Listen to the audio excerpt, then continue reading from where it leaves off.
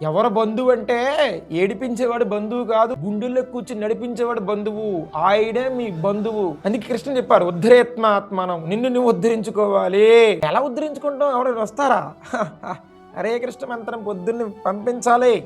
అప్పుడు మనలో కూర్చుంటుంది మంత్రం వెళ్ళి. నీ హృదయంలో ఆశీనుడే ఉంటాడు భగవంతుడు. ఈ శరీరం రథమైతే రథం నడిపేవాడు శ్రీకృష్ణుడు.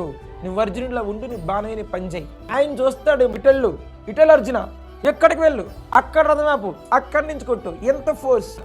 అట్లాగా అర్జునుడికే రథసారథుడు కాదు, ఈ భూమి మీద ఉన్న ప్రతి వ్యక్తికి తండ్రి ఆయన కాబట్టి తన కొడుకుని కాపాడే బాధ్యత ఆ భగవంతుడిదే.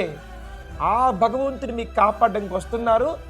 మీరే మంత్రం వినకుండా డోర్లు వేసేస్తున్నారు, కూర్చుని నడుస్తున్నారు. ఇది చాలా లోయర్ కాన్షియస్నెస్. ఇకపై మీరు భగవంతుడిని మీ జీవితంలోకి తెచ్చుకోండి, హ్యాపీగా వెళ్ళండి.